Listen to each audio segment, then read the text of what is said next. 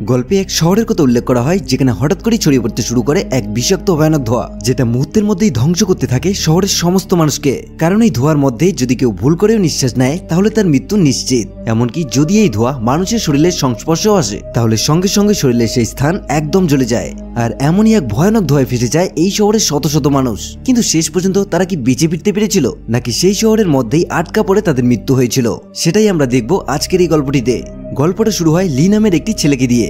লি আসলে খুব ভালো একজন মাউন্টেন ক্লাইম্বার, কিন্তু কোনো কাজ করতো না বলে কেউ তাকে সম্মান করতো না, এমনকি তাকে বিন্দু পরিমাণও দাম দিত না। কলেজের দিনগুলোতে সে একটি ক্লাইম্বিং গ্রুপের লিডার ছিল এবং লি সেখানে অনেক প্রতিযোগিতা জিতেছিল। তবে তার এত ট্যালেন্ট হওয়া সত্ত্বেও একটা চাকরি পাওয়া তার জন্য একটি বড় চ্যালেঞ্জ হয়ে দাঁড়িয়েছিল।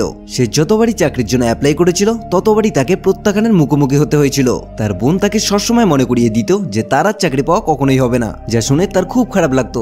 যাই হোক, এখন তার মায়ের ৭৮তম বার্থডে আসে এবং এই বার্থডে লি আর তার বোন খুব ভালোভাবে সেলিব্রেশন করতে চায়। তাই লি তার বোনকে বলে যে ক্লাউন গার্ডেন নামে একটি খুব ভালো হোটেল আছে, আমরা বার্থডে সেলিব্রেশন করতে ওখানেই কেন যাচ্ছি না। তার কথায় তার বোন এতে রাজি হয়ে যায় এবং পরের দিন তারা সবাই ক্লাউন গার্ডেন হোটেলে পৌঁছে যায়, যেখানে তাদের বাকি আত্মীয়রা উপস্থিত ছিল। পার্টি এবার শুরু হয়, কিন্তু লির এখনো কোনো চাকরি না থাকার কারণে সবাই তাকে নিয়ে ঠাট্টা তামাশা করা শুরু করে, যা লির এসব কথা শুনে একেবারে ভালো লাগছিল না। এছাড়াও সে মনে মনে অন্য কাউকে খুঁজছিল। ঠিক সেই সময় উইজু নামের এক মেয়ে সেখানে আসে, যাকে দেখে লি খুব খুশি হয়, কারণ লি আর উইজু একসময় একই ক্লাসে পড়তো আর সেও লির মতো একজন রক ক্লাইম্বার ছিল। তবে গত ৫ বছর ধরে তাদের মধ্যে কোনো যোগাযোগ ছিল না। আসলে লি উইজুকে খুব পছন্দ করত এবং এর জন্য সে তার বোনকে এই হোটেলেই বার্থডে পার্টি করার প্রস্তাব দিয়েছিল, কারণ সে আগের থেকেই জানতো যে উইজু এখানেই কাজ করে। উইজুকে দেখে লি খুশি হয় ঠিকই, তবে উইজু তাকে দেখে অবাক হয়ে যায়। এরপর তারা দুজনেই বাইরে গিয়ে কথা বলতে থাকে। কথা বলার সময় উইজু তাকে জিজ্ঞেস করে, তুমি এখন কি কাজ করছো? লির সত্যি কথাটা বলতে সাহস হয় না যে সে বেকার, তাই সে মিথ্যে কথা বলে, আমি এখন একটি বড় কোম্পানিতে ম্যানেজার হিসেবে কাজ করছি। ইতিমধ্যে উইজুর বস তাকে ডাকে, যে সবসময় উইজুকে সুইটি বলে ডাকতো এবং তার সাথে ফ্ল্যাট করতো, যা উইজু একদম পছন্দ করতো না। কিন্তু এই হোটেলটি তার বাবার ছিল, তাই সে তার বসের বিরুদ্ধে যেতে পারতো না, কারণ যদি সে তার কথা না শুনতো তাহলে চাকরি হারানোর ঝুঁকি থাকতো। অন্যদিকে শহরে আমরা একটি অনেক বড় ট্রাককে দেখতে পাই, যেটার ভিতর বিশাল বিশাল কন্টেনারের মধ্যে এক ধরনের বিষাক্ত গ্যাস কোনো এক জায়গায় নিয়ে যাওয়া হচ্ছিল।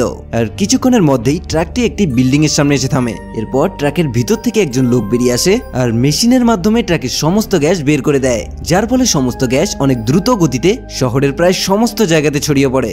যেই এর সংস্পর্শে এসেছিল তার শ্বাস বন্ধ হয়ে যাচ্ছিল এবং সে তৎক্ষণাৎ মৃত্যুর শিকার হচ্ছিল, যার ফলে পুরো শহরে আতঙ্ক ছড়িয়ে পড়ে এবং লোকজন আত্মহারা হয়, এদিক ওদিক ছুটতে শুরু করে। অন্যদিকে বার্থডে পার্টি শেষ হয়েছে।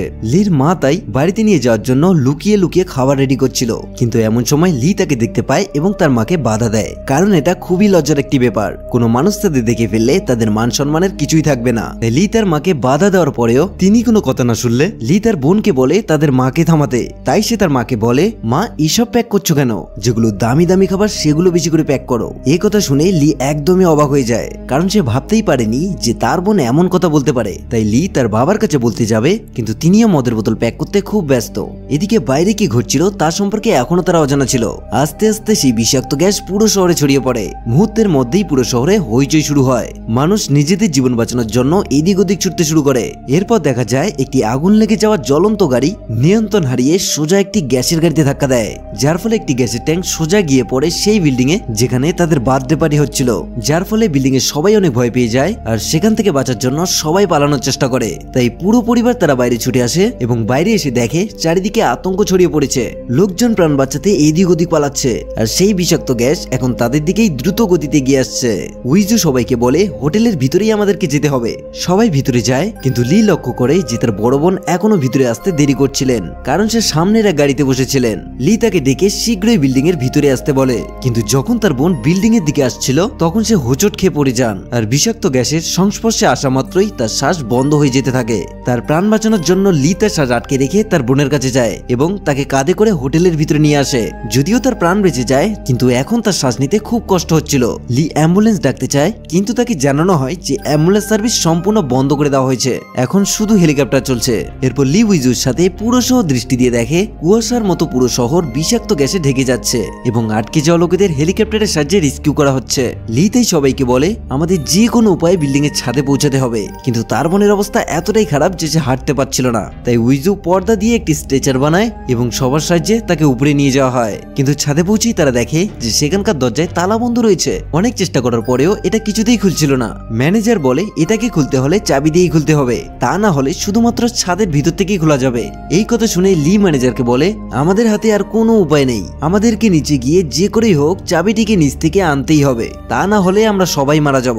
এরপর তারা নিচে গিয়ে সবাই মিলে প্রত্যেকটি জায়গাতে চাবিটি খুঁজতে শুরু করে। তবে এমন সময় টিভির মধ্যে একটি নিউজ আসে, সেখানে বলে এই গ্যাস থেকে বাঁচার জন্য এক বিশেষ ধরনের মাস্ক ব্যবহার করতে হবে, যাতে করে বাইরের বিন্দুমাত্র গ্যাস মাস্কের ভিতরে যেতে না পারে এবং প্রতি 10 মিনিটের পর মাস্কটি অবশ্যই চেঞ্জ করতে হবে। খবরটা শুনেই ম্যানেজার সঙ্গে সঙ্গে মাস্ক আনতে চলে যায়। লি এখন ভাবছিল যে এভাবে চলতে থাকলে রেস্কিউ টিম তাদের দেখতেই পারবে না, তাই সে বিল্ডিং এর একটি গ্লাসের কাছে চলে যায়। এরপর সে উইজুর কাছ থেকে জানতে চায় যদি আমি বিল্ডিং এর ছাদে পৌঁছাতে পারি তাহলে বাইরে থেকে ছাদের দরজাটা খোলা কি সম্ভব। উইজু জানায় হ্যাঁ। লি তাই সেখান থেকে বিল্ডিং এর ছাদে যাওয়ার জন্য সিদ্ধান্ত নেয়। উইজু তাকে বাধা দেয় কারণ এমনটা করা ভীষণ ঝুঁকিপূর্ণের কাজ, কিন্তু লি তাকে বোঝানোর চেষ্টা করে সে যদি এমনটা না করে তাহলে সবাই মারা যাবে। তাই সে উইজুকে দ্রুত রশি এনে দিতে বলে। এরপর লি তার কোমরে একটি রশি বেঁধে উপরে যাওয়ার জন্য প্রস্তুত হতে থাকে, কিন্তু ঠিক তখনই তার পরিবারের সবাই সেখানে আসে আর তাকে এমনটা করতে বাধা দেয়। কিন্তু সে কারো কথাই না শুনে সঙ্গে সঙ্গে দৌড়ে লাফ দিয়ে অপর একটি বিল্ডিং এর গ্রিল ধরে ফেলে। এরপর সে দড়িটির অপর একটি প্রান্ত শক্ত করে বেঁধে দেয় যাতে তার সাহায্যে সে নিরাপদে পার হতে পারে। এরপর সে বিল্ডিং এর খোঁজগুলো ধরে ধীরে ধীরে উপরের দিকে উঠতে শুরু করে। তার এক কাজিনও সেখানে থাকে যে তাকে এভাবে উঠতে দেখে অবাক হয়ে যায় এবং তার মোবাইল দিয়ে লাইভ স্ট্রিম শুরু করে দেয়। লি ক্রমাগত উপরের দিকে উঠতে থাকে, কিন্তু এমন সময় তার দড়িটি শেষ হয়ে যায়। এর মানে এখন তাকে নিজের শরীর থেকে দড়ি খুলে শুধু হাত ও পায়ের জোরেই উপরে উঠতে হবে, যা ছিল অত্যন্ত ঝুঁকিপূর্ণ। কিন্তু সবকিছুর পরোয়া না করে সে দড়ি খুলে ফেলে এবং নিরাপত্তার চিন্তা না করেই ধীরে ধীরে উপরে উঠতে থাকে। শীঘ্রই সে উপরে পৌঁছে যায় যেখানে হোটেলের একটি লোগো লাগানো থাকে, যা একটি বড় সিংহের মুখের মূর্তি। সেটা ধরে সে নিজেকে টেনে ছাদ পর্যন্ত ওঠার চেষ্টা করে, কিন্তু ইতিমধ্যেই সে প্রচন্ড ক্লান্ত হয়ে পড়েছিল। তাই এমনটা করতে তার ভীষণ কষ্ট হচ্ছিল। কিন্তু লি জানতো তার এই একটি সাহসী পদক্ষেপ অনেক মানুষের জীবন বাঁচাতে পারে, আর তা না হলে সবাই প্রাণ হারাতে পারে। তাই সে তার শেষ শক্তি দিয়ে ছাদে পৌঁছে যায় এবং উপরে গিয়ে বাইরে থেকে দরজাটা খুলে দেয়। এবার সবাই তারা ছাদে উঠে আসে। এখন তাদের বেঁচে যাওয়ার আশা অনেক বেড়ে যায়। এখন হেলিকপ্টার সেখানে এসে তাদের উদ্ধার করতে পারে। তবে এরপরই জানা যায় যে এক সায়েন্টিস্টকে বহু বছর আগে তার ল্যাব থেকে বের করে দেওয়া হয়, কারণ সে বিভিন্ন ধরনের উল্টোপাল্টা এক্সপেরিমেন্ট করত। তবে এত কিছুর পরেও সে লুকিয়ে লুকিয়ে আবারও তার এক্সপেরিমেন্টের কাজ শুরু করে। এরপর সে বিভিন্ন ফর্মুলা ব্যবহার করে সেই বিষাক্ত গ্যাসটিকে বানিয়ে ফেলে, কারণ তার একটি কোম্পানির সঙ্গে বহুদিন আগে একটি ঝামেলা হয়েছিল, আর সেটার প্রতিশোধ নেওয়ার জন্যই সে পুরো শহরে গ্যাস ছড়িয়ে দেয়। অন্যদিকে সবাই তাদের ফোনের টর্চ জ্বালিয়ে রেস্কিউ টিমকে নিজের স্থান দেখানোর চেষ্টা করে, তবে এত উঁচু থেকে তাদের দেখা সম্ভব নয়। তাই উইজু সবাইকে পরামর্শ দেয় আমাদের এমন ভাবে দাঁড়াতে হবে যেন আমরা এই চক্রটি তৈরি করতে পারি, আর মোবাইলের টর্চ জ্বালিয়ে রেস্কিউ টিমকে বোঝাতে পারি যে এই বিল্ডিং এর সাহায্যের প্রয়োজন। তাই সবাই উইজুর কথা মেনে ঠিক এমনটাই করে। এভাবে তারা রেস্কিউ টিমের দৃষ্টি আকর্ষণ করার চেষ্টা করে ঠিকই, কিন্তু এতে কোনো লাভ হয় না, কারণ তাদের মোবাইলের আলো এতটাই শক্তিশালী নয় যে তাদের এত উপর থেকে দেখা যাবে। উইজু এটা বুঝতে পারে আর নিচে গিয়ে হোটেলের ছাদের লাইট জ্বালানো নেভানোর ব্যবস্থা করে এবং লি হোটেল থেকে একটি মাইক এবং স্পিকার নিয়ে আসে। এতে এবার তারা সবাই জোরে জোরে হেল্প বলে চিৎকার শুরু করে। ভাগ্যক্রমে রেস্কিউ টিম এবার বুঝতে পারে যে সেই বিল্ডিং এ মানুষ আটকা পড়েছে। শীঘ্রই হেলিকপ্টারটি রুফটপের দিকে আসে, যা দেখে সবাই খুব আনন্দিত হয়। আর এনাদের এখন রেস্কিউ এর জন্য হেলিকপ্টার থেকে একটি সেফটি প্ল্যাটফর্ম নিচে পাঠানো হয়, আর একে একে সবাই এতে উঠতে শুরু করে। সবার শেষে উইজি ও লি যখন হেলিকপ্টার উঠতে যাবে, কিন্তু রেস্কিউ টিম তাদের বাধা দেয়, কারণ হেলিকপ্টার তখন পুরোপুরি লোড হয়ে গিয়েছিল। কিন্তু লি রেস্কিউ টিমের কাছে বারবার অনুরোধ করে বলে যে তাকে এখানে দেখে গেলেও কোনো সমস্যা নাই, কিন্তু তারা যেন উইজুকে নিয়ে যায়। তার অনেক অনুরোধের পরে রেস্কিউ টিম রাজি হয়, কিন্তু উইজু কোনোভাবেই লিকে ফেলে চলে যেতে চাইছিল না, সে লির সঙ্গেই থাকতে চাইছিল। তাই এবার রেস্কিউ টিম তাদের দুজনকেই সেখানে রেখে বাকিদেরকে নিয়ে রওনা হয়। এরপর তাদের আরেকটি হেলিকপ্টারের জন্য অপেক্ষা করতে হতো, কিন্তু অনেক সময়ের পরেও সেখানে আর কোনো হেলিকপ্টার আসছিল না, যার ফলে তারা দুজনই অনেক ভয় পেয়ে যায়। উইজু তো ভয়ে কাঁদতেই শুরু করে, কারণ তার মনে হচ্ছিল যে তারা হয়তো আর বাঁচবে না। কিন্তু ঠিক এমন সময় তারা সেখানে আরেকটি হেলিকপ্টার দেখতে পায়, যার ফলে তারা দুজনই অনেক খুশি হয়ে যায়। কিন্তু কিছুক্ষণ পরেই দেখা যায় সেই হেলিকপ্টারটি আসলে তাদের দিকে নয়, বরং অন্য একটি বিল্ডিং এর ছাদে যাচ্ছে, যার ফলে তারা আবারও ভয় পেতে শুরু করে। কিছুক্ষণ পরেই সেই গ্যাস ধীরে ধীরে আরো উপরের দিকে উঠতে শুরু করে। তাই তারা সেখানে বেশিক্ষণ থাকতে পারতো না, তাই তাড়াতাড়ি তাদের মাস্ক পরে নেয় এবং ক্লাইম্বিং করার যাবতীয় জিনিস ব্যাগে ভরে নেয়। পুরো শরীর তারা ঢেকে নেয়, কারণ গ্যাস এতটাই বিষাক্ত ছিল যে তাদের ত্বকেও ক্ষতি করতে পারত।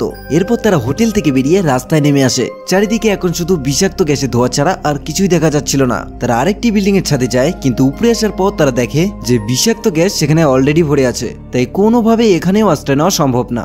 আর তাদের কাছে এখন মাত্র একটি মাস্ক ছিল, তাই লি সেটাকে দ্রুত চেঞ্জ করে নেয়। আর এটা দেখে উইজুর কাছে মনে হয় যে লি তাকে ধোকা দিচ্ছে, কারণ সে তাকে না বাঁচিয়ে নিজেই বাঁচার চেষ্টা করছে। এরপর দেখা যায় লি ওখানে উইজুকে রেখেই দৌড়ে পালিয়ে যায়। উইজু তা দেখে নিজের চোখে যেন বিশ্বাস করতে পারছিল না, কারণ এতদিন লিকে সে ভালো মানুষ মনে করতো, আর আজকে কিনা এই লি তাকে ধোকা দিয়ে পালিয়ে যাচ্ছে। অন্যদিকে লি সেই বিল্ডিং থেকে নেমে রাস্তায় চলে আসে, কারণ সে একটা জায়গাতে অনেকগুলো মাস্কের ডিভাইস খুঁজে পায়। এখন সেই ডিভাইসগুলি নিয়ে আবার সে উইজুর কাছে ফিরে যায়। অন্যদিকে উইজু যেখানে দাঁড়িয়েছিল সেখানেও আস্তে আস্তে বিষাক্ত ধোঁয়া দিয়ে ভরে যাচ্ছিল, তাই উইজু একটি উঁচু জায়গাতে যায়। তবে লি তার সাথে যা করেছিল সে সত্যি খুব কষ্ট পেয়েছিল। সে ভাবছিল লি নিজে বাঁচার জন্য তাকে মৃত্যুর দিকে ঠেলে দেয়। যখন সে সবকিছু ভাবছিল ঠিক তখনই তার পিছন দিয়ে লি চলে আসে। ইউজিতে অনেক ইমোশনাল হয়ে যায় আর রেগে গিয়ে লিকে মারতে শুরু করে। তবে লি তাড়াতাড়ি উইজুর মাস্কের ডিভাইসটিকে চেঞ্জ করে দেয়। এখন তারা দেখতে পায় যে সামনে আরেকটি বিল্ডিং আছে যেখান থেকে তারা আরো উপরে উঠতে পারে, তাই জিম টুল রশিতে বিধে প্রথমে তারা সেদিকে নিক্ষেপ করে। এরপর উইজু প্রথমে রশি ধরে অপর প্রান্তে যায়, কারণ তার ওজন কম ছিল। উইজুর পর লি যখন সেই রশি দিয়ে পার হচ্ছিল ঠিক তখনই একটি চিমনির মাধ্যমে ধোঁয়া আসতে শুরু করে। এখন লি চাইলেও সামনের দিকে যেতে পারতো না, তাই সে আবারও পিছনে যায় এবং দ্রুত মাস্কটি পরে জিম টুলের সাহায্যে আরো একটি রশি সেট করে নেয়। এরপর সে অনেক দ্রুত গতিতে বিল্ডিং এর অপর প্রান্তে চলে আসে। অন্যদিকে দুজন সাংবাদিককে আমরা দেখতে পাই যারা একটি ড্রোন নিয়ে শহরের পাশে থাকা একটি নদীর কিনারায় আসে আর শহরের ফুটেজ নেওয়ার জন্য ড্রোনটিকে শহরে পাঠিয়ে দেয়। অন্যদিকে লি এবং উইজু অনেক উঁচু একটি শপিং মলের ছাদে আসে এবং লি ভাগ্যবশত একটি মোবাইল পেয়ে রেস্কিউ টিমকে ফোন করতে শুরু করে। অন্যদিকে উইজু বেশ কয়েকটি স্ট্যাচুর মতো বোর্ড দেখতে পায়, যা দেখে সে লিকে বলে সে যেন রেস্কিউ টিমকে জানায় এখানে 20 জন লোক আটকে আছে, কারণ বেশি লোক বললে দ্রুত তারা এখানে আসবে। এরপর তারা স্ট্যাচু বোর্ডগুলোকে মানুষের মতো করে সাজিয়ে রাখে এবং সাহায্যের জন্য চিৎকার করতে থাকে। তবে এমন সময় তারা পাশের একটি বিল্ডিং থেকে কিছু আওয়াজ শুনতে পায়। এরপর তারা দেখতে পায় যে তাদের পাশের বিল্ডিংটা আসলে একটি স্কুল, যেখানে অনেকগুলো বাচ্চা আটকে পড়েছে আর বাচ্চাগুলো তাদেরকে দেখে সাহায্যের জন্য চিৎকার করতে থাকে। তবে সেই সময় লি যে রেস্কিউ টিমকে ফোন করেছিল সেই রেস্কিউ টিম তাদের উদ্ধার করতে চলে আসে। তবে লি সেই বাচ্চাগুলোর দিকে তাকিয়ে সে দেখতে পায় যে বাচ্চাগুলো অনেক বেশি আতঙ্কিত অবস্থায় রয়েছে। এখন তাই বাচ্চাগুলোকে দেখে লি এবং উইজুর অনেক মায়া হয়, যার ফলে তারা দুজনেই সিদ্ধান্ত নেয় যে প্রথমে তারা বাচ্চাগুলোকে উদ্ধার করাবে, কারণ তারা প্রথমে বাঁচতে গিয়ে যদি বাচ্চাগুলোর কিছু হয়ে যায় তাহলে অনেকগুলো শিশুর জীবন চলে যাবে। তাই লি এবং উইজু তাড়াতাড়ি করে ছাদের উপর শুয়ে পড়ে আর বিভিন্ন জিনিসের সাহায্যে অনেক বড় একটি অ্যারো তৈরি করে, যাতে রেস্কিউ টিম তাদের দেখতে পায় এবং তারা দ্রুত সেই বিল্ডিং এ চলে যায় এবং সেই বাচ্চাগুলোকে উদ্ধার করে। তারা এবার উদ্ধার হয় ঠিকই, কিন্তু লি আর উইজু আবারও সেখানে ফেসে যায়। তবে উইজু এমন সময়ে দূরে একটি বিল্ডিং এ অনেক উঁচু একটি ক্রেন দেখতে পায়, যেখানে আশ্রয় নিতে পারলে অনেক সময় যাবত তারা সেফ থাকতে পারবে। তাই সেই বিল্ডিং এ পৌঁছানোর জন্য একটি ব্রিজের উপর দিয়ে দৌড়াতে শুরু করে। অন্যদিকে আমরা লি এর বাবাকে দেখতে পাই, তিনি সেই সাংবাদিকদের কিছু টাকা দিচ্ছিল যাতে করে তারা ক্যামেরার মাধ্যমে লির একটু সন্ধান করে। অন্যদিকে আরেকজন সাংবাদিক তাদের ড্রোনের ভিডিওগুলো টিভি চ্যানেলের মাধ্যমে লাইভ টেলিকাস্ট করে দেয়, যার ফলে কিছুক্ষণের মধ্যেই সেই শহরের লাইভ ভিডিওগুলো সমস্ত নিউজ চ্যানেলগুলোতে আসতে শুরু করে। ড্রোনটি তাদের পিছু পিছু যাচ্ছে এখন লাইভ টেলিকাস্টের মাধ্যমে। এই নিউজটি শহরের সবাই দেখছিল। এদিকে লি এবং উইজু একই অপরের সহায়তায় এগিয়ে যাচ্ছিল। এখন তাদের সামনেই ছিল সেই ক্রেনওয়ালা বিল্ডিং। তবে এই বিল্ডিং থেকে ওই বিল্ডিং এ পৌঁছানোর জন্য তাদের এখন একটি রশি সেট করতে হবে, কিন্তু এই দুটি বিল্ডিং এর মাঝখানে এত বড় গ্যাপ ছিল, তাই এখানে রশি সেট করাটা অনেক কঠিন একটি ব্যাপার। এদিকে এমন সময় সেই ড্রোনটিরও ব্যাটারি শেষ হয়ে যায়, যার ফলে তাদেরকে এখন আর লাইভ দেখা যাচ্ছিল না। এদিকে লি এবং উইজু সেই ছাদে দাঁড়িয়ে কাঁদছিল, কারণ তাদের এমন মনে হচ্ছিল যে তাদের জীবন এখানেই শেষ। তাদের বাঁচার মতো সামনে আর কোনো রাস্তা ছিল না। এমনকি সেই বিষাক্ত ধোঁয়া এখন অনেকটাই উপরে চলে এসেছে, তাই তারা দুজনেই এবার হাল ছেড়ে দেয়। কিন্তু কিছুক্ষণ পরেই দেখা যায় সেখানে বেশ কয়েকটি ড্রোন চলে এসেছে। আসলে তাদের সাহায্য করার জন্য শহরের বিভিন্ন জায়গা থেকে বিভিন্ন মানুষ এই ড্রোনগুলো পাঠিয়েছে। এখন তারা সবাই মিলে তাদের ড্রোনগুলোর সাহায্যে ধোঁয়ার উপরে বাতাস দিতে শুরু করে, যাতে করে ধোঁয়া একটু নিচে নেমে যায় আর লি আর উইজু এখান থেকে বাঁচার জন্য একটু বেশি সময় পায়। এরপর একটি ড্রোনের মধ্যে একটি রশি সেট করে দেয় আর সেই ড্রোনটি রশিটিকে নিয়ে অপর প্রান্তের একটি বিল্ডিং এর পাইপে সেট করে দেয়। এবার লি উইজুকে সাথে নিয়ে আস্তে আস্তে অপর বিল্ডিং এ যেতে শুরু করে, কিন্তু মাঝখানে এসে তারা আটকা পড়ে যায়। তারা আর কোনোভাবে এগোতে পারে না। অন্যদিকে পাইপের মধ্যে থাকা রশিটিও ছুটে যাচ্ছিল আর উইজু এটা দেখে রশিটির মাঝখানে কেটে ফেলে, যাতে করে রশিটির এক প্রান্ত ধরে তারা দ্রুত বিল্ডিং এর কাছে যেতে পারে। এবার রশিটি কেটে যখনই তারা বিল্ডিং এর কাছে যাচ্ছিল ঠিক তখনই সেই পাইপ থেকেও রশিটি ছুটে যায়, যার ফলে তারা দুজনেই নিচে পড়ে যায়। এরপর সবাই ভাবছিল যে তারা দুজনেই মারা গিয়েছে। কিছুক্ষণ পর দেখা যায় যে একটি রেস্কিউ টিম শহরের বিভিন্ন জায়গাতে তাদের খুঁজতে থাকে, কিন্তু অনেক সময় যাবত খোঁজাখুঁজির পরেও তাদেরকে কোথাও দেখা যাচ্ছিল না। এরপর রেস্কিউ টিম যখন ফিরে যাচ্ছিল ঠিক তখনই একজন সেই ক্রেনের মধ্যে একটি সিগন্যাল দেখতে পায়, তাই দ্রুত ক্রেনটির কাছে গিয়ে দেখে যে লি আর উইজু এখনো বেঁচে আছে।